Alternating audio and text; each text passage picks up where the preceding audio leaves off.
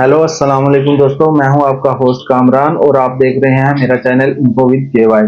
दोस्तों, इस वीडियो में हम बात करेंगे पाकिस्तान के एक बहुत ही मशहूर कॉमेडियन इफ्तिखार ठाकुर साहब के बारे में, जो एक इंतहाई आला एक्टर तो हैं ही, उसके साथ साथ एक इंतहाई अच्छी और आला किरदार के भी मालिक हैं। दोस्तों, ठाकुर साहब का ताल्लुक पाकिस्तान के शहर मियां चन्नो से है, जहां पर उन्होंने अपनी इब्तदाई तालीम हासिल की। और कहा जाता है कि इफ्तिखार ठाकुर साहब के घरेलू हालात इतने अच्छे नहीं थे, जिसकी वजह से उनको अपनी तालीम के साथ साथ काम भी करना पड़ता था। इसलिए उन्होंने अपने ही शहर में किसी बिजली वाले के साथ एज ए हेल्पर काम किया और फिर वहां से बिजली का काम सीखा। दोस्तों, कुछ अरसा बाद ठाकुर साहब अच्छी आमदनी के हसूल के लिए कराची तशरीफ ले गए और वहां पर उन्होंने एक कपड़ा रंगने वाले की दुकान पर काम किया एज ए सेल्समैन। 2-3 महीनों के बाद उन्होंने वो काम छोड़ दिया और एक टायर पंक्चर वाली दुकान पर काम करना शुरू कर दिया। इसके बारे में तो ठाकुर साहब ने खुद भी इंटरव्यू में बता रखा है कि वो एक टायर पंक्चर वाली दुकान पर काम कर रहे थे, जहां पर उनकी मुलाकात हुई आबदा परवीन से। और आबदा परवीन ने उनको दुआ दी कि तुम एक दिन बहुत बड़े फनकार बनोगे। दोस्तों, ठाकुर साहब ने खुद ही बता रखा है कि उनकी जिंदगी में कभी खान साहब का बहुत बड़ा रोल है। अगर कभी खान साहब उनकी जिंदगी में ना आते तो वो शायद इस मुकाम पर ना होते जिधर वो हैं। तो अगर ठाकुर साहब के काम की बात की जाए तो स्टेज ड्रामों से लेकर आज तक उन्होंने जितना भी काम किया है उसमें इंतहाई मेहनत के साथ काम किया है और छाप छोड़ने वाले किरदार प्ले किए हैं। अगर आप स्टेज ड्रामों की भी बात करें तो उनका किरदार हमेशा दूसरों से मुख्तलिफ रहा है और एक यूनिक स्टाइल था, जिसकी वजह से उनको स्टेज ड्रामों में बहुत ज्यादा पजीराई मिली। उसके बाद दोस्तों, अगर वो टेलीविजन में आए तो आप देख सकते हैं कि टीवी में भी आकर उन्होंने एक इंतहाई ईमानदारी के साथ और बहुत ही किरदार को बड़ा कर दिया है। अगर आप निर्गोली का किरदार देखें तो आप 2 एपिसोड्स के लिए ही समझ लें, एक के लिए समझ लें। अगर निर्गोली का किरदार आप किसी और को करता देखेंगे तो आप वो मेरे ख्याल में नहीं देख सकेंगे, क्योंकि ठाकुर साहब ने उसका लेवल ही इतना हाई कर दिया है कि उस किरदार को ठाकुर साहब के अलावा कोई बंदा और दूसरा कर ही नहीं सकता।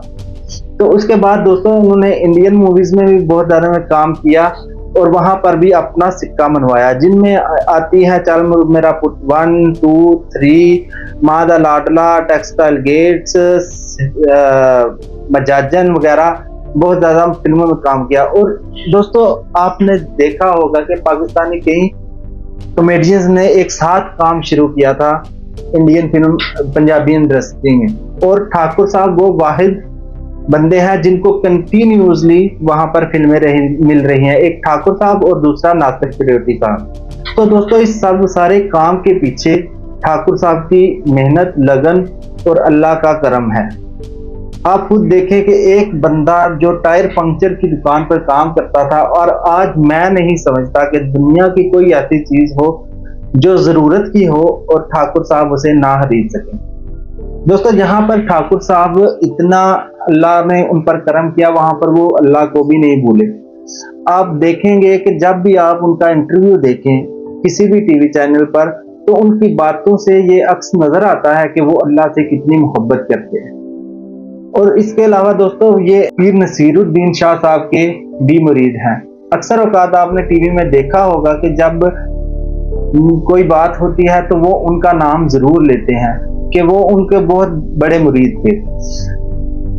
तो दोस्तों, मैंने जिस वजह से ठाकुर साहब की ये वीडियो बनाई है, फेसबुक में वो ऐसे गेस्ट गए थे और वहां उन्होंने उनसे ठाकुर साहब के से एक सवाल किया कि आपकी जिंदगी में कौन सा ऐसा शख्स है जो आपके लिए बहुत अहम है। तो ठाकुर साहब ने वहां पर आफ्ताब इकबाल का नाम लिया।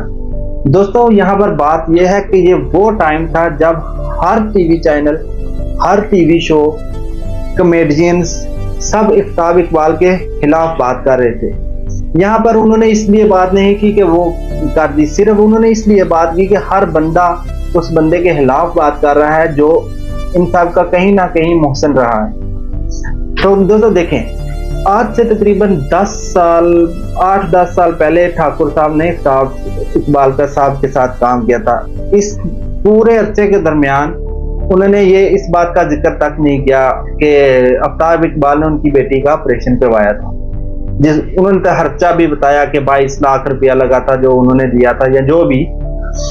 उन्होंने सिर्फ ये इन लोगों के मुंह पर तमाचा मारा है जो उस बंदे के खिलाफ, अगर थोड़ा सा टाइम हल्का आया हुआ है तो उसके खिलाफ ये नहीं कि हर बंदा ही आके बोले। और वो कहते हैं ना कि जिस थाली में खाया उसी में थूक रहा है। तो ये सिर्फ उसने ठाकुर साहब ने ये सिर्फ बात इस वजह से बताई थी कि वो बंदा इस लेवल का है जिसके बारे में हर टीवी चैनल कोई ना कोई नेगेटिविटी फैला रहा था। तो मुझे इस बात का भी अफसोस रहेगा कि आज से तकरीबन पिछले साल की सर्दियों की बात है, ठाकुर साहब आए थे बार्सिलोना में और एक शॉपिंग सेंटर में मैंने उनको देखा था। तो मैं सिर्फ इस वजह से उनसे जाके नहीं मिला कि अक्सर मैं देखता हूँ कि ये लोग कहते हैं कि हम जाते हैं और बंदे आके तंग करना शुरू कर देते हैं कि तस्वीरें बनाए। मैंने सोचा कि मैंने तस्वीर क्या करनी है, लेकिन ये मेरी जिंदगी की सबसे बड़ी समझ ले गलती होगी इस बात के बाद, जब जो उन्होंने आके आफ्ताब इकबाल साहब के हक में बोला, जबकि वो जानते थे कि इसका नतीजा बुरा भी हो सकता है। तो दोस्तों, ठाकुर साहब एक अपनी जात में ही बहुत बड़े इंसान हैं। कहा जाता है कि ठाकुर साहब ने 7 हज किए हैं और इन्होंने अपने 4 बच्चों को कुरान पाक उर्दू तर्जुमे के साथ पढ़ाया है। इसके अलावा भी ये बहुत ही अमदाद अल्लाह की राह में करते हैं जिसका ये जिक्र बाहर नहीं आने देते।